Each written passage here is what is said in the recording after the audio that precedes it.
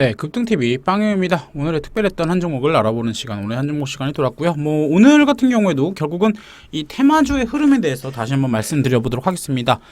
먼저 지수를 보죠. 지수를 보시면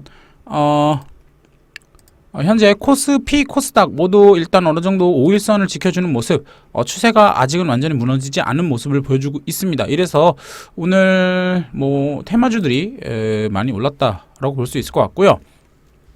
빠르게 넘어가면은 일단 이번 주 주말에 아시다시피 이 한미 정상회담이 있습니다. 그러면서 결국 우리가 봐야 될 포인트는 반도체나 전기차 부분도 있겠지만 지금 당장은 백신이죠.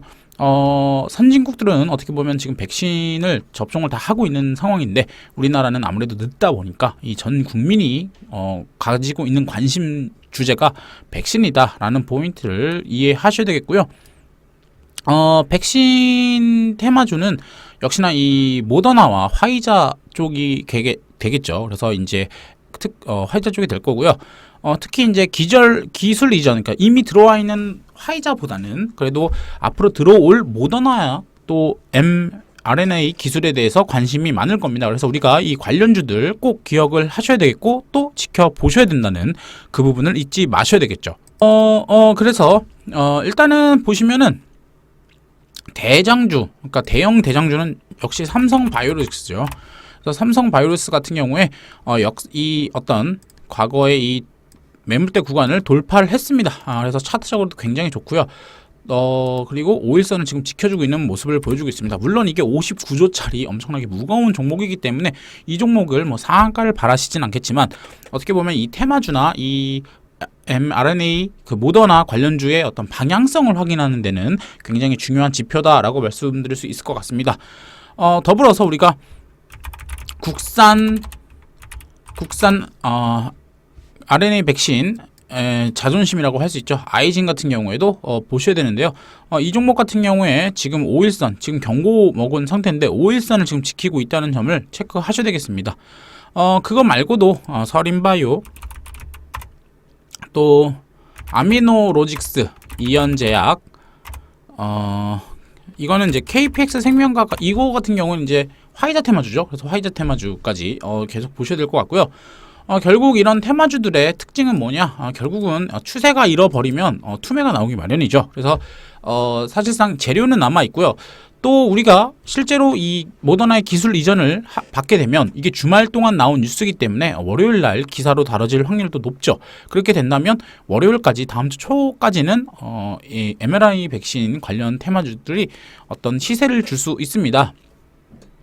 그래서 우리가 지금 보셔야 되는 점은 삼성바이오로직스나 아이진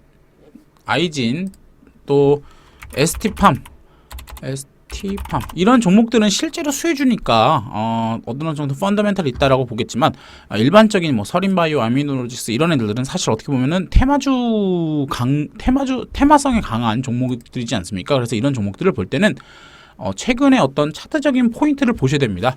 그래서 먼저 삼성바이오로직스 같은 경우에는 5일선을 지키는 게 중요하고 또 아이진 같은 경우도 지금 5일선을 지키는 것이 중요하겠죠. 그리고 사실 5일선을 지키는 게 중요할 수밖에 없는 게 최근에 오른 지점들이 5일선을 훼손하게 된다면 어떻게 보면 투매가 나올 수 있는 자리이지 않습니까? 그래서 되게 중요하고 또 서린바이오 같은 경우에도 오늘 5일선을 지키긴 했습니다. 제일 좋은 거는 내일 좋은 뉴스가 나와서 이렇게 올라주는 게 제일 좋고 이게 만약에 안 된다 하더라도 일단 이 바텀 저점 구간을 지키는지를 확인하셔야 됩니다. 그래서 지키지 못하고 떨어진다 그러면 이제 손절을 하셔야 되겠죠. 그리고 아미노로직스 같은 경우에도 보시면 지금 이틀 내내 이 저점을 지키고 있는 것을 볼 수 있습니다. 이렇게 된다면 오늘 또는 다음 주까지 5일선 이렇게 당겨 오면서 어떻게 됩니까? 5일선과 맞고 올라갈 수 있다라는 점을 기억해 두셔야 되겠고 이연제약 같은 경우에도 갭 상승 이후에 저점을 지켜주고 있다라는 점을 기억을 하시면 좋을 것 같습니다.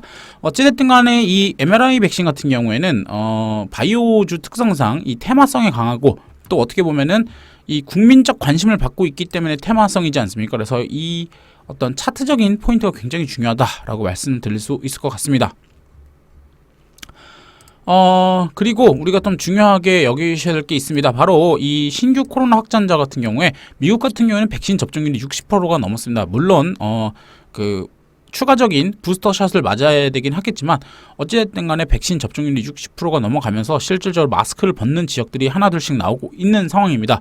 따라서 이 코로나 테마주들이 아직까지는 그래도 이런 백신주들이 강한 힘을 보여주고 있는데, 사실상 이 백신 같은 게 들여오고 나게 되면 어떻게 보면은 다른 나라는 사실 다 거의 맞을 놈들 맞았거든요. 물론 인도 이런 나라들은 있겠지만 어찌됐든 간에 이 글로벌 증시는 선진국을 따라가는 거니까요. 그래서 이런 다른 나라들이 잘 맞고 있다. 따라서 우리가 코로나 테마주도 보셔야 되겠지만 경기 정상화 관련주 계속 보셔야 된다라고 말씀드릴 수 있을 것 같습니다.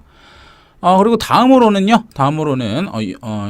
정치 테마주를 말씀드릴 수가 없지 않겠습니까? 그래서 우리가 보시면 오늘 대동기업 이런 거 말고 대덕 같은 경우에 윤석열 테마주로 오늘 급등이 나왔습니다. 아시다시피 윤석열 씨가 그 반도체 관련 걸 물어보면서 여기 이 정덕균 그 교수가 여기서 일을 한다고 나오며 이 대덕이 급등을 했는데요. 꼭 이거 말고도 동일기현이라든지 바이오로그 디바이스, 또 뭐가 있나요? 또 덕성 이런 애들을 봤을 때 정치 테마주가 강세를 보이고 있다는 것은 당연히 알고 계시겠죠. 정치 테마주의 핵심은 일단 두 주자가 가장 핵심입니다. 사실 뭐 정세균이나 이낙연도 있지만 어찌됐든 간에 지지율적으로는 압도적이기 때문이죠. 특히 이 두 사람이 싱크탱크를 서로 발족을 하고 있습니다.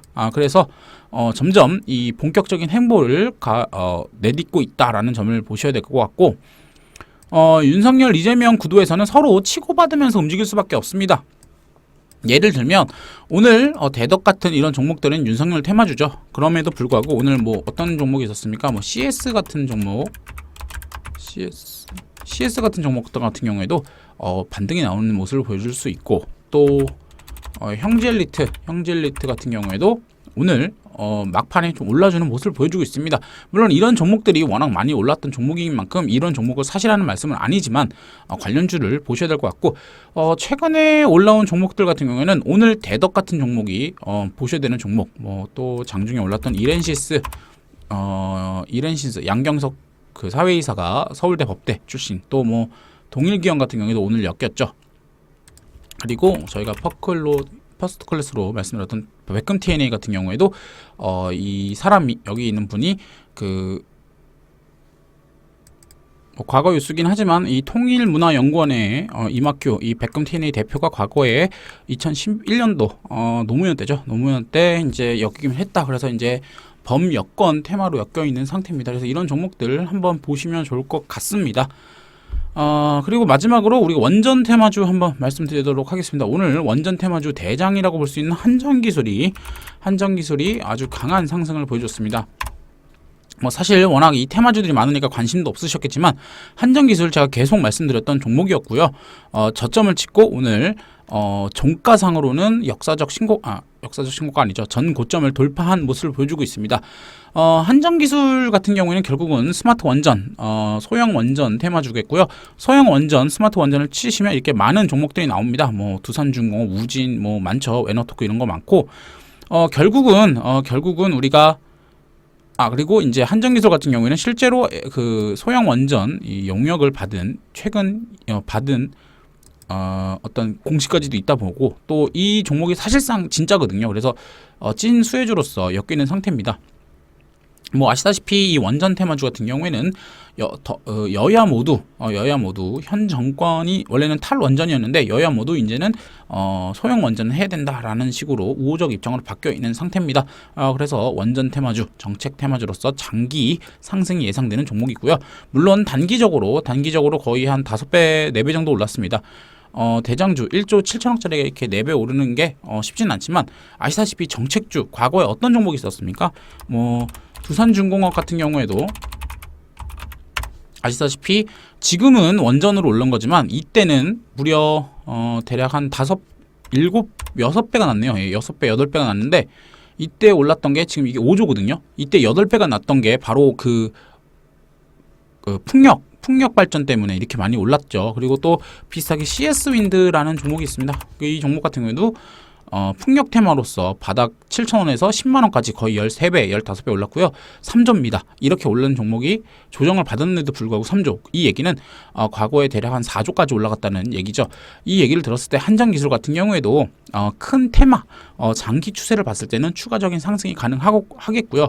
다만 아시다시피 이게 저는 여기서 사라고 했거든요. 근데 이제 여러분들이 여기서 샀으면은 어느 정도 이 펀더멘탈적인 요소보다는 차트적인 요소도 고려를 해야 된다라는 점을 기억을 하셔야 되겠네요. 네, 그래서 오늘은 간단하게 이렇게 마무리하도록 하겠고요. 관련주들이 굉장히 많습니다. 아시다시피 이번 주에 휴일도 있었고 또 이 한미 정상회담이라는 큰 이슈가 지나고 나서야지 또 새로운 이슈들이 나올 거기 때문에 아무래도 좀 정신이 없었던 장인 것 같습니다. 항상 이런 테마주에 대해서 어떤 차트적 관점, 펀더멘탈적 관점, 또 재료적 관점을 꼭 인지하시면서 매매하시기를 부탁드리겠습니다. 지금까지 급등TV 빵영이었고요. 구독과 좋아요 그리고 알람 설정까지 꼭 부탁드리겠습니다.